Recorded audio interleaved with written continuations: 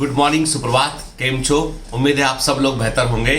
सबसे पहले मैं आप सब लोगों को थैंक यू बोलूँगा कि आप में से कई सारे लोगों ने मुझे जो है कमेंट में लिखा और मुझे मैसेज भी किए कि आपके बड़े मामा जी जल्दी ठीक हो जाएंगे। दरअसल मेरे पूरे लाइफ में मेरे सबसे अधिक इम्पैक्ट किसी एक व्यक्ति का यदि पड़ा है तो वह है मेरे बड़े मामा जी, जिनको मैं बहुत मानता हूँ क्योंकि उनका जो जीवन है, उन्होंने जो मुझे सिखाया है, जो बताया है, जिस प्रकार उन्होंने अपनी लाइफ को जिया है, वो अपने आप में एक प्रेरणा स्रोत है। वो एक बड़े न्यायाधीश बनकर रिटायर हुए वो, और उन्होंने जो है अपने जीवन काल में अपने जो भी जब वो वर्किंग लाइफ था उनका, उस दौरान उन्होंने जो है वो काफ़ी सारे बड़े लैंडमार्क डिसीजन भी दिए उन्होंने, और बड़े फेमस आदमी है एक्चुअली। उस एरिया में जाएंगे तो भोपाल के आसपास अधिकांश लोग उनको जानते हैं। तो आज वो जब कोरोना से अफेक्ट होके जो है वो वेंटिलेटर पर है, हॉस्पिटल के अंदर है, तो हम सारे लोग जो है वो गॉड से प्रे कर रहे हैं, अल्लाह से दुआ कर रहे हैं, ईश्वर से हम लोग सब जो है वो मिन्नत कर रहे हैं कि ईश्वर करे वो जल्दी ठीक हो के घर वापस लौट आए, क्योंकि बीमारी बड़ी अनप्रेडिक्टेबल है। कभी किसी ने सोचा नहीं था कि घर के अंदर जो सुनते थे वैसी कंडीशन घर के अंदर ही देखने मिलेगी, क्योंकि अभी तक हम लोग सब ये दिमाग में लेके बैठे थे, अरे 2%, 1%। जब आप घर के किसी व्यक्ति पर बात आती ना तो वो बात परसेंटेज की नहीं आती। इसलिए मैं कहता हूँ कि सावधानी बहुत इंपॉर्टेंट है। कि इस देखिए, जो यंग लोग हैं ना वो तो वायरस के इन्फेक्शन से रिकवर कर जाएंगे, परंतु जो ओल्डर पॉपुलेशन है, जो एल्डरली जो लोग हैं, कि उन लोगों के साथ में जो है वो समस्या हो सकती है। किस लेवल तक हो सकती है ये हम कुछ नहीं जानते हैं। कि तो अभी भी बहुत सारे ट्रीटमेंट प्रोटोकॉल, तमाम बेस्ट से बेस्ट ट्रीटमेंट देने के बावजूद जो ट्रीटमेंट प्रोटोकॉल दे रहे हैं उनको हॉस्पिटल में, वो इंटरनेशनल प्रोटोकॉल है, उसके बावजूद जो है रिकवरी बड़ी स्लो है, क्योंकि वायरस का लोड है। वायरस के कई स्ट्रेन है इसके। कभी कभी बदकिस्मती है कि कोई बेड स्ट्रेन आके लग गया व्यक्ति को, और वो बेड स्ट्रेन जो होता है वो बड़ा खतरनाक है, मोस्ट ऑफ द लंग को वो डैमेज कर देता है। तो मेरा सबसे निवेदन है कि देखिए, मैं मानता हूं कि आप कई लोग बहादुर है, कई लोग जो है वो जो चुनौतियों का सामना करने में मजा आता है, ठीक है, मास्क को चिन्ह पे लगा के घूमने में मजा आता है, लेकिन मैं एक ही बात बोलता हूं कि आप अपने घर के बड़े बुजुर्गों की परवाह कीजिए, ठीक है, उनको भी समझाइए और खुद भी इस चीज़ का ध्यान रखिए। मैं रोज आपको मोटिवेशन के पहले डराता नहीं हूँ, बल्कि मैं आपकी सुरक्षा के लिए जब कहता हूँ कि आप अच्छे हैं तो मैं उसके लिए केवल आपको समझाने की कोशिश करता हूँ कि एज ए डॉक्टर कम से कम मेरी सलाह मान लीजिए कि कुछ दिन और हैं, जब तक वैक्सीन ना लग जाए तब तक हमें सावधानी को बरतना है, बल्कि वैक्सीन लगने के बाद भी हमें कुछ समय तक सावधानी को बरतना होगा। ऐसा मैजिक नहीं है कि लगते साथ ही जो है इम्यूनिटी बढ़ गया, उसमें भी कुछ समय लगता है वैक्सीन लगने के बाद भी इम्यूनिटी को डेवलप होने में। चलिए, ये तो बात की हमने आज की कंटेम्प्रेरी समस्याओं के बारे में कि भैया कोविड की सिचुएशन है तो कैसे बाहर निकलना है। अब हम एक कहानी पर आते हैं। हर रोज हमारी एक जो कहानी होती है वो हमको बहुत कुछ सिखाती है, और आप में से कई लोगों को लगता है कि सर इतनी कहानियां लाते कहां से हो। दरअसल बेटा, इस पूरी दुनिया में हमसे पहले करोड़ों अरबों लोग जो है हुए हैं। हर आदमी की अपनी एक कहानी है। तुमसे पूछूंगा तुम्हारी एक अपनी कहानी निकलेगी, मुझसे पूछोगे मेरी अपनी एक कहानी निकलेगी। बात इतनी सी है कि कहानियां तो बेटा हम सबके पास हैं, लेकिन कितनों की कहानियां प्रेरणा बन पाती है ये सोचना पड़ेगा। कि कहानी का एंड कैसा होना चाहिए ये सोचना पड़ेगा, कहानी से क्या सीखा ये सोचना पड़ेगा। यदि आपकी कहानी, मेरी कहानी शिक्षाप्रद नहीं है ना, तो फिर वो कहानी याद रखने लायक भी नहीं है। तो ऐसी कहानी बनिए कि लोग याद रखें उसको। चलिए, आपको आज मैं बतलाऊंगा, एक बहुत पुरानी कहानी है कि एक गुरु और शिष्य होते हैं, ठीक है। एक गुरु, पुराने जमाने में गुरु शिष्य परंपरा थी, बड़ा स्ट्रांग बॉन्ड हुआ करता था। मतलब शिष्य जो है वो अपने गुरु का सम्मान अपने पिता के समान ही किया करता था। तो गुरु और शिष्य थे, दोनों के दोनों जो है वो उनका वो किसी एक प्रचार अभियान में होता है। पहले के ज़माने में लोग पैदल पैदल निकल जाया करते थे कि गाँव जाके लोगों को जो है वो समझाया करते थे, ज्ञान दिया करते थे, चाहे वो धर्म का ज्ञान हो, चाहे किसी सामान्य समझ का ज्ञान हो। तो वो एक मिशन पे थे, तो उन्होंने कहा भाई हम गाँव दर गाँव जाएंगे और लोगों को शिक्षित करेंगे, ठीक है। साथ में शिष्य जो था वो एक चूंकि धनाढ्य परिवार से था, एक अमीर परिवार से था शिष्य को जो है वो आगे चलकर अपना व्यापार संभालना था। लेकिन पहले के समय में क्या था कि स्कूल तो होते नहीं थे, तो शिष्य को जो बच्चा था उसको गुरु के पास छोड़ाया करते थे। जब शिक्षा मिल जाएगी वापस अपने घर जाया करता था। तो वो शिष्य जो था वो उसी दौर में था कि जहां वो बहुत कुछ अपने गुरु से सीख रहा था। एक दिन गुरु और शिष्य एक गांव के पास से निकलते हैं, देखते हैं कि गांव में बिल्कुल मौके में, जो सड़क के किनारे वाली जमीन जो होती है ना, मौके की जमीन कही जाती है, अच्छी जमीन मानते हैं उसको, तो गांव में जो है एक बड़ा सा बहुत सुंदर सा जमीन का एक टुकड़ा है, लेकिन उसमें कोई भी ना तो कुछ में ना तो कोई फलदार वृक्ष लगे हुए हैं, ना कोई ने फल वाले पौधे लगा रखे हैं, ना कोई फसल लगा रखी है। खाली खेत पड़ा हुआ है और आसपास की पूरी मिट्टी बहुत ही अधिक फर्टाइल है, अच्छी मिट्टी है जिसमें चाहे तो खूब अच्छी खेती हो सकती है, लेकिन वो खेत खाली पड़ा हुआ है। बड़ा सा खेत है और छोटा मोटा खेत भी नहीं है। तो उनको बड़ा आश्चर्य होता है कि ये खेत खाली क्यों पड़ा हुआ है, क्योंकि आसपास के सभी खेतों में फसल लगी हुई है पर इसमें फसल नहीं लगी हुई है। उसी खेत के अंदर जो है थोड़ी दूरी पर जो है एक झोपड़ी बनी होती है, एक घर एक सामान्य सा घर होता है, झोपड़ी नुमा घर बना होता है। तो वो सोचते हैं चलो अब गाँव तो आ गए हैं तो रात तो गुजारनी है, क्यों ना इस झोपड़ी वाले से पूछ ले जाए। तो वो उस झोपड़ी वाले के पास जाते हैं, उसको आवाज़ देते हैं कि भैया कोई है अंदर। वो बाहर निकलता होता है, हाँ बताइए, पानी मिलेगा, जल पीना है। तो वो उसको पानी पिलाता है। वो ठीक है, बोलता है कि यदि आपको एतराज ना हो तो क्या हम यहाँ पे रात गुजार सकते हैं। उसने कहा मुझे क्या एतराज, मेरा पूरा खेत खाली पड़ा है, आप सुझाइए, मैं आपके लिए सोने का बिस्तर का प्रबंध कर देता हूँ। तो वो गुरु पूछते हैं उससे, जब रात को जब सोने के जाते हैं और खाना वाना खा चुके होते हैं, वो जो रूखा सूखा घर में होता है वो अपना जो खाता है वही खिलाया था उनको। तो वो गुरु पूछते हैं कि अच्छा ये बताइए आपके पास ये खेत आपका है।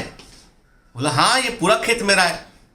तो इस खेत में तुम खेती में थी कुछ क्यों नहीं करते हो, ना फलदार वृक्ष है ना इसमें जमीन तो फर्टाइल है तुम। उसने कहा क्यों खेती करें, मतलब हमारे पास एक भैंस है, देखा आपने पीछे भैंस बंधी हुई है, हाँ उस भैंस से हम क्या करते हैं दूध निकालते हैं रोज सुबह, और उस दूध को जो है हम कुछ आसपास के घरों में बेच देते हैं, उससे हमारा खर्चा निकल जाता है। जो दूध बच जाता है उसको हम लोग पी लेते हैं और हमारा गुजारा चल रहा है बढ़िया।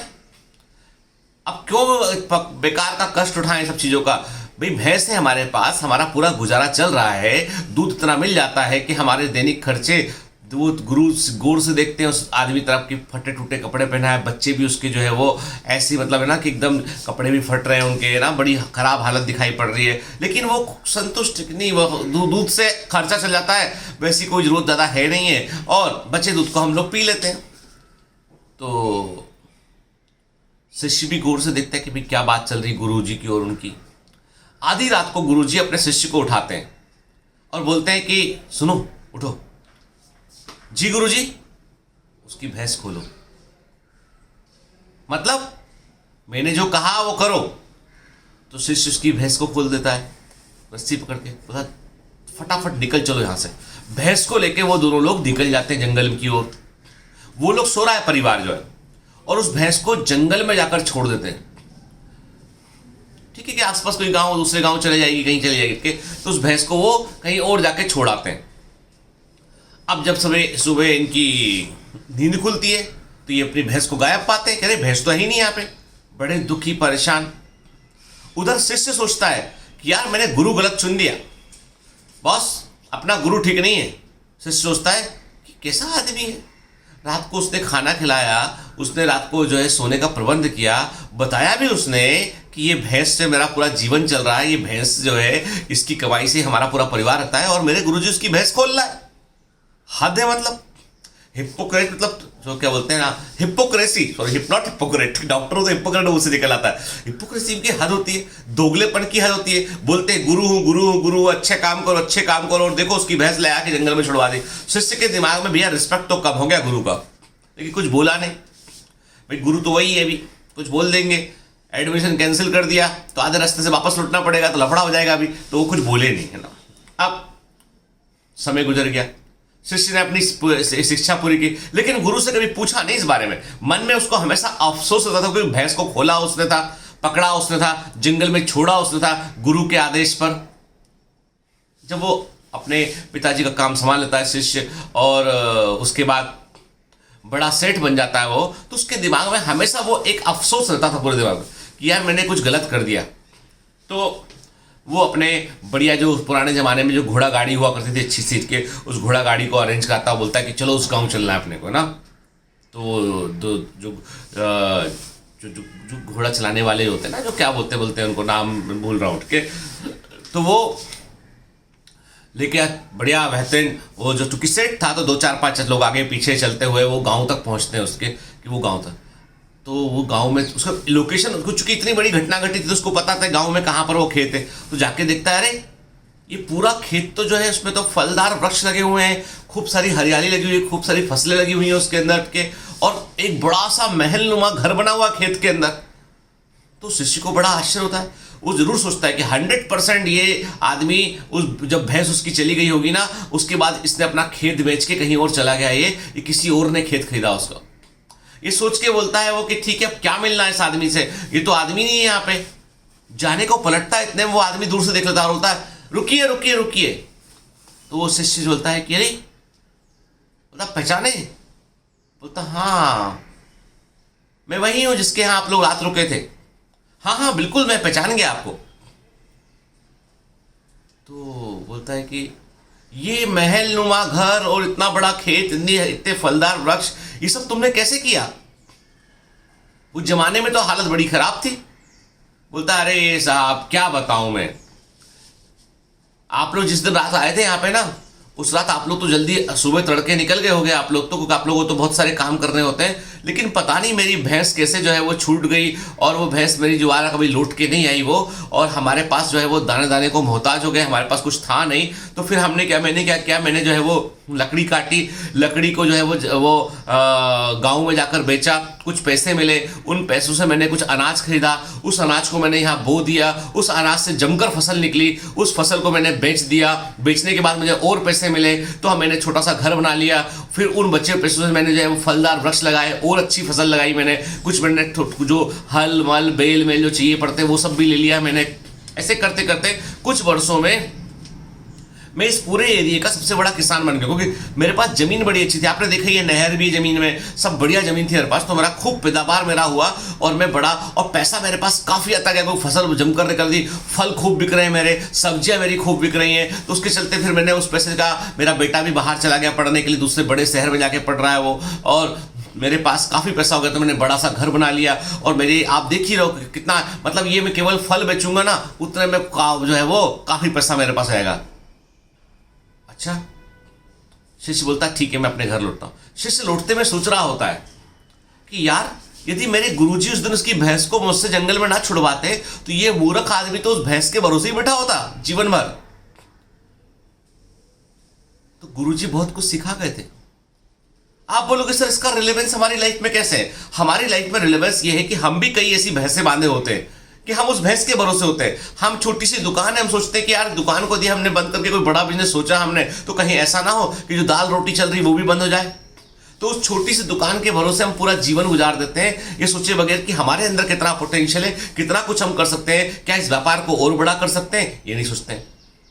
जब हम एग्जाम की बात करते हैं, हम बोलते हैं दिए हमने यूपीएससी को टारगेट कर लिया, अरे यूपीएससी आईएएस का एग्जाम बहुत पढ़ना पड़ता है, थोड़ा पैसा भी लगेगा पढ़ने में, और उसके बाद ऐसा होगा, हो सकता है कि मेरी छोटी मोटी नौकरी है वो भी चली जाए अभी इससे। तो हम वो छोटी नौकरी कर रहे होते हैं, हम आईएएस का ख्वाब ही छोड़ देते हैं। हम सोचते हैं ये तो अलग मिट्टी के बने लोग हैं, जो आईएएस है, आईपीएस हैं, जो बड़े अफसर हैं, ये तो कुछ अलग ही मिट्टी के बने लोग हैं, और ये हमारे बस का नहीं है, हम नहीं कर पाएंगे, क्योंकि हमने अपनी भैंस बांध ली है, हमने अपनी भैंस बांध ली है छोटी नौकरी में, छोटे काम में।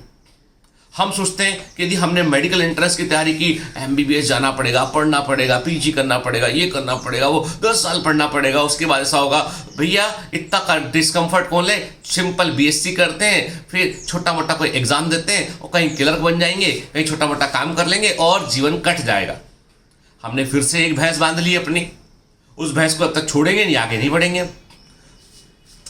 थोड़ा सा मैं 2-5 मिनट और बोलूँगा इस बारे में। मेरा मेरी लाइफ का एक बड़ा इंपॉर्टेंट किस्सा है कि मेरा एक ज़माना था जब मेरी जो है वो मेरी नई शादी हुई थी, मैरिज हुआ था मेरा। मैरिज होने के बाद भारती सिलेक्ट हो गई यूपीएससी में, और भारती जो है ट्रेनिंग में चली गई नागपुर में ट्रेनिंग। पहले इनका ट्रेनिंग होता है मसूरी में, देन नागपुर में होता है। तो ये मसूरी लाल बहादुर शास्त्री अकेडमी चली गई, उसके बाद ये NIDT national academy of direct Texas में चली गई, वहाँ पर ट्रेनिंग के लिए। ठीक है, तो जब भारती वहाँ पे थी, 1.5 साल की ट्रेनिंग होती है इन लोगों की, तो 1.5 साल तक मैं ऑलमोस्ट अकेला रहा अपने घर में। ठीक है, भारती आती थी, वीकेंड में आया करती थी, मैं कहीं वीकेंड में आया करता नागपुर, कभी मसूरी। तो उस समय मेरे पास वक्त कम था कि मैं उस समय कुछ पढ़ाया भी करता था कहीं पर, और मैंने आपको बताया कि मैं बहुत पहले से पढ़ा रहा हूँ जो है, तो मैं उस समय जो है वो मेडिकल एंट्रेंस के लिए भी पढ़ाया करता था, और मैं हॉस्पिटल में मैंने ज्वाइन कर रखे थे, और मैं अपना पढ़ भी रहा था मैं। तो उस समय मेरे लिए जो है वो जो है खाने के लिए मैंने क्या किया, मैंने कहा कोई बाई वाई नहीं रखते। एक अमित नाम का एक लड़का था, वो लड़का पता चला कि भाई उसके घर से उसकी मम्मी जो है वो टिफ़िन सप्लाई करती है और अच्छा हाइजीनिक तरीके से टिफ़िन आता है, तो मैंने वो टिफ़िन लगा लिया। एक दिन मैं देखा कि एक दिन मैं जो है वो रात को अपने ऑफिस से लौटते लौटते, कुछ इमरजेंसी भी थी, कुछ काम भी अधिक था, तो लौटते लौटते मैं 10 बज गया मुझे, ठीक, अपने हॉस्पिटल से लौट के आया। तो अमित जो है 10:15 पर उसने मेरा घर की बेल बजाई और मुझे टिफ़िन दिया उसने। अब मैं उसका टिफ़िन रखने का टाइम था 8 बजे शाम को, क्योंकि मैं वो मेरा उस समय अमूमन मैं घर पे हुआ करता था। मैं उसको बोला यार लेट तो बहुत हो गया, 10:15 हो गए, तुम अभी टिफ़िन लेके इतनी लेट टिफ़िन लेके आए हो। तो बोला साहब मैं 8 बजे से ना आपके सर में, आप 8 बजे से 8 बजे आया आप नहीं थे, फिर 8:30 बजे आया आप नहीं थे, 9 बजे आया आप नहीं थे, 9:30 बजे आया तब भी आप नहीं थे, 10 बजे आया तब भी आप नहीं थे। तो अभी मैंने कहा कि एक लास्ट बार और देख लेता हूँ, तो आप मुझे मिल गए, तो कहीं आप भूखे ना सो जाए, इसलिए मैं टिफ़िन लेके आया हूँ। इस बात ने मेरे दिल पे इतना गहरा असर किया। मैं सोचा ये लड़का सिर्फ एक टिफ़िन देने के लिए, वो बोलता था आप तो थे ही नहीं, बाहर टिफ़िन रह जाता, बाहर टिफ़िन रखने को मैंने मना किया था कि कुत्ता वुत्ता जो डॉग में घूमता हुआ, बिल्ली मिल्ली जानवर ना आ जाए समझ के।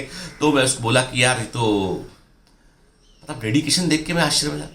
अगले दिन सुबह जब वो टिफ़िन लेके आया, मेरे लिए ब्रेकफास्ट लेके आया, तो मैंने उसको बोला इधर आओ अमित, मेरे लिए काम करोगे? क्या काम करना पड़ेगा सर? मैंने कहा मेरा जो है मेरे को एक मैनेजर की रिक्वायरमेंट है, तो तुम मेरे मैनेजर बनोगे? ठीक है सर।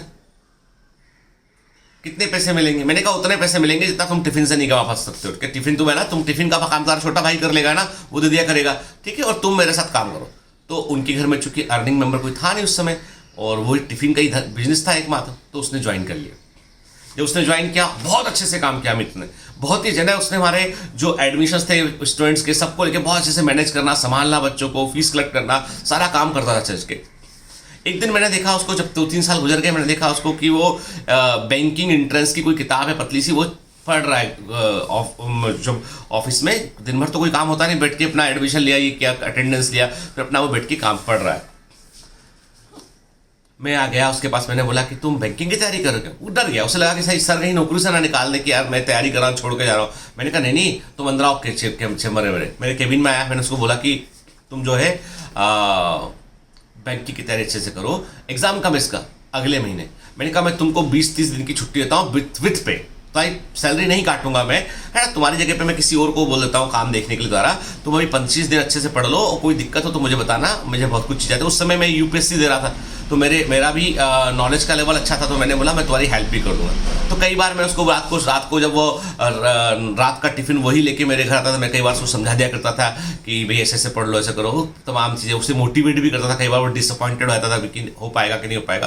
फाइनली उसने एग्जाम दिया, एग्जाम निकाल लिया उसने, मेरे पास आया, सर मैं नौकरी छोड़ दूंगा, आपको बुरा तो नहीं लगेगा? मेरा एग्जाम निकल गया। मैंने कहा मुझे बिल्कुल बुरा नहीं लगेगा, तुम जाके जाओ, ज्वाइन करो। ज्वाइन किया उसने, आज वो ब्रांच मैनेजर है कहीं पर एसबीआई के अंदर। तो कहने की बात यह है कि वो भैंस से वो चाहता तो बोलता नहीं साहब टिफिन के काम में बढ़िया चल रहा है, वो चाहता नहीं साहब आपके यहाँ पे तो मेरे को बढ़िया पैसा मिल रहा है, सम्मान मिल रहा है, बच्चे सर सर बोलते हैं, ये बढ़िया है के। लेकिन उसने अपनी भैंसों को छोड़ा उसने, और आगे बढ़ता गया वो, और जिंदगी में बहुत जरूरी है कि मेरे एक गुरुजी थे एन.के. वैद्य साहब, जो एंथ्रोपोलॉजी के प्रोफेसर थे। उन्होंने मुझसे कहा था कि doctor Geetendra you are one of the talented student जो जिनसे मैं अभी तक मिला हूँ, लेकिन तुम्हें एक काम करना पड़ेगा। मैंने कहा जी सर। एक तो तुम अपना जब कुछ समय के लिए मेडिकल का प्रोफेशन छोड़ो तुम, और ये पढ़ाना भी बंद करो। मुझे बड़ा बुरा लगा, मुझे लगा कि एन.के. वैद्य साहब जो है वो, चूंकि मेरा बड़ा नाम था कि बॉटनी बाय डॉक्टर गीतेंद्र, ठीक है, doctor Geetendra is the synonym for success in medical and, मतलब वो कोचिंग वाले एड में मेरा नाम भी हाईलाइट किया करते थे। मुझे लगा कि ये जलते हैं मुझसे, मुझे लगा कि सर को पता है कि अखबार में, दैनिक भास्कर में, इसमें उसमें जो है सर का मेरा नाम आता रहता है, इसलिए ये शायद इनको मन में कोई ना कोई एक इनके माइंड के अंदर होगा कि यार मैं आगे ना बढ़ जाऊं बहुत, ठीक है। मैं सोचा ऐसा, सच बता रहा हूँ, सेल्फिश एकदम, जिसे बोलते हैं ना निम्न लेवल का जो सोच है, वो मैंने अपने गुरु के बारे में सोचा, वैद्य साहब के बारे में। मैंने वो बात को सुना, कुछ बोला नहीं। दोबारा पूछे मुझसे कुछ दिनों बाद, तुमने सोचा कुछ? जी सर मैं मैनेज कर लूँगा। लेकिन बेटा ऐसा है कि यूपीएससी के एग्ज़ाम में आप मैनेज कर लोगे, ये चीज़ नहीं होती कभी ना, इसमें चाहिए। और देख, ऐसा है कि तूने जो करना था, नाम ये सब चीज़ तूने यहाँ कर चुका है, अब तेरा नाम और बड़ा हो सकता है कि नहीं हो सकता, ये तेरे को सोचना है। ऐसा वैद्य साहब ने बोला। तब भी मेरे मन में जाता है, मैंने अपनी भैंस को नहीं छोड़ा। मैंने अपनी भैंस को बांधे रखा क्योंकि कंफर्टेबल था मेरे लिए। मेरे पास स्टाफ था 2-3 लोगों का, मेरा नाम था, मेरे पास पैसा था। तो मैंने कहा भैया यूपीएससी के चक्कर में कहाँ छोड़ देंगे सब चीज़ें ना, इतनी मेहनत से अर्न किया, नहीं छोड़ते। अपनी भैंस को नहीं छोड़ा हमने, भैंस को बांधे रखे हम। तो क्या परिणाम निकला? परिणाम ये निकला कि फाइनल एग्जाम हुआ, परंतु सिलेक्शन नहीं हुआ, उसमें कुछ नंबर से रह गया। अब कुछ नंबर से रह गया का मतलब ये कि मैं अपनी असफलता को गरिमा पूर्वक तरीके से छिपाने की कोशिश कर रहा हूं कि कुछ नंबर से रह गया। ठीक है, तो रह गया। लेकिन वही भारती ने जब तैयारी किया तो उसको जो है फादर ने बोला उनके कि तुम एक काम करो, तुम मेरी लॉ प्रैक्टिस भी ज्वाइन कर लो साथ में आके, देखो कैसे काम होता है, लॉ के एडमिशन डाल दो। बोली नहीं, मैं कोई एलएलबी में एडमिशन नहीं डालूंगी, ना आपके साथ कोई काम करूंगी, ना आपका डिक्टेशन सुनूंगी। पापा को साफ मना कर दिया आपने। उनके पापा लॉयर है, अच्छे बड़े लॉयर है। तुम्हारा बीए फाइनल में तुम हो, कुछ तो करोगे आगे, मुझे यूपीएससी देना है। अरे यूपीएससी में सिलेक्शन होता है क्या? कुछ नहीं बोली, सिर्फ और सिर्फ पढ़ती रही, सिर्फ और सिर्फ। फैमिली का थोड़ा मैटर होता है कई बार, शादी विवाह में हुआ, किसी प्रकार से बनाया, फिर शादी हुआ, उसमें एग्जाम की तैयारी करे। फाइनली फिर क्या हुआ कि वो सिर्फ एक गोल, एक लक्ष्य, उसने वही भैंस नहीं बांधी अपनी। जब भैंस बांधी सीधी यूपीएससी में जाके भैंस बांधी कि भैया आ गए हम, स्वागत नहीं करोगे हमारा। ऐसी है भारती, सोच लिया मतलब सोच लिया, जो करना है मतलब वही करना, दूसरा कुछ नहीं करना। क्या यूपीएससी में जाके क्या बोल दिया, भैंस बांध के स्वागत नहीं करोगे हमारा, ठीक है। तो फाइनल सिलेक्शन हुआ उसका। तो लाइफ में कई बार क्या होता है, भैंसें छोड़नी पड़ती है अपनी, भाई, है ना। इसलिए कभी कुछ छोड़ के आगे बढ़ना हो ना, तो ज्यादा अफसोस मत कीजिए उस चीज का। ये सोचिए कि आगे बड़ी मंजिल है, वो मिलेगी जरूर। लंबा हो गया आज का, बट सीखने मिला बहुत कुछ। Have a great day.